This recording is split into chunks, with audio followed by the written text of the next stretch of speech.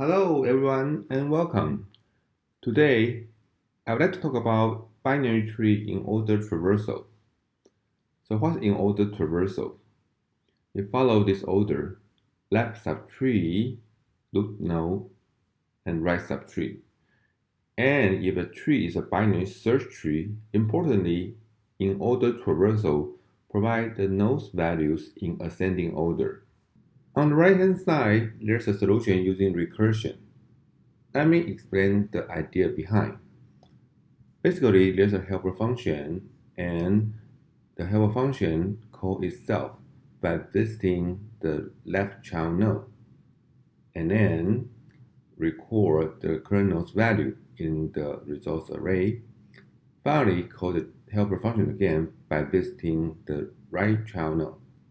Because of this order, this helper function will explore the leftmost child node first, and then you will explore the right child node that is neighboring to the leftmost child node, and then it gradually backtracking to the root node, and then when it's at the top, so it exhausts all the left subtree, then it starts to visit the right hand side of the root node. So that's what it's all about.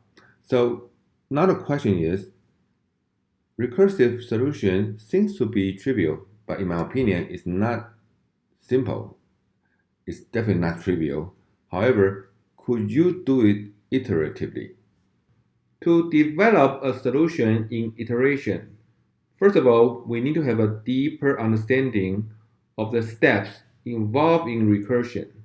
Here's the example I will be using to illustrate the 3 steps involved in recursion. Please feel free to pause the videos for more details. Step 1. Traverse from the current node if it's existing. Use recursion stack to track the traversal of the current node. Point recursion node to the leftmost child node. It's basically what this step is doing here. So you can see it's tracking the current node from node 5 and node 1. Step 2. Record the current node's value, which is at the top or the last item of the recursion stack. So you can see that'll be the node 1 here, and then we record this value in the results array corresponding to this line of the code. Afterward, the remaining current node tracked by the recursion stack is 5 here. Step 3. If the right child node exists, point the current node to that. Here will be node 4, the right child node, and then repeat from step 1. So if we repeat from step 1, by the end of this recursion step, we have this 5, 4, 3, 2. And then this is what this line of code read about. And if the right child node does not exist, then you will just backtrack to an earlier recurrent item in the recursion stack. So that will be the previous end of this step 1, and then proceed to step 2. And finally, if the stack is empty, it simply means all the nodes were visited and we are done. Now that we have deeper understanding about the 3 steps involved in recursion, for solution in iteration, we simply use iteration stack instead of a recursion stack. With all the background introduced, now let's write the code. First of all, we'll write down the recursion's code to remind ourselves what are the 3 steps involved. So in the recursion code, we have a code like this. If code is none, we simply return. Otherwise, we will do the traversal to the left tree, and then record the kernel's value, and finally traverse the right tree.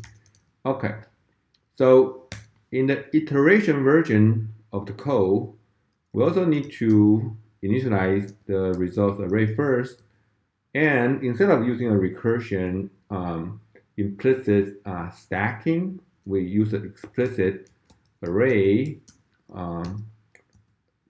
as a list here.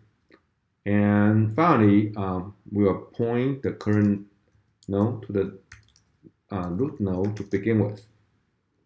And then it's an iteration, so we have a while true loop. And so first of all, if the current node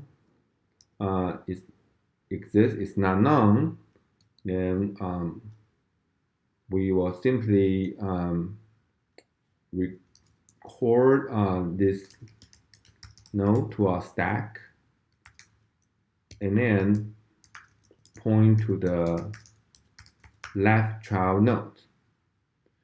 And then we repeat this step until the end.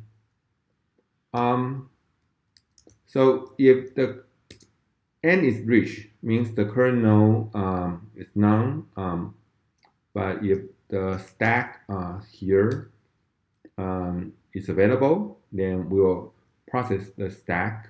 So first of all, the current node will be the stack, the last item, and we will record the value of this last item in the results array, and have the current node and point to the right child node. And then if and then this will go back to the step 1 here. And finally, if the stack is also empty, means that we have reached the end, and we simply break the while loop. And finally, we return the results. And that's our code using iteration. So let's submit it. And done. Let's see. Okay, so it's 39 milliseconds. It's good. So finally, we'll add some comment to make it clear which step it is. So this is step 1. This is step 2, and this is step 3. Okay, and we can also analyze this code for complexity. So it has a time complexity on. Since we need to traverse through all the nodes in this tree structure, and there are n items in this tree structure. And for space complexity, it's also on, since we use a result array to keep track of all the items, as well as the stack to track the items which has the length to n in the worst case scenario. And you may notice that it's possible to simplify this code. So we want to simplify it, we can have this while current or stack, and while current we do this,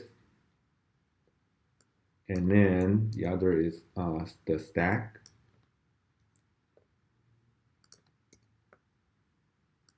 So yeah, it can be simplified like this, and then we can test it one more time. Submit, and done. This time much faster because the code is more condensed. So that's our code using iteration. So that's it for this question. Hope you find this video to be useful. Please subscribe and stay tuned for more videos. Hope to see you next time, and goodbye.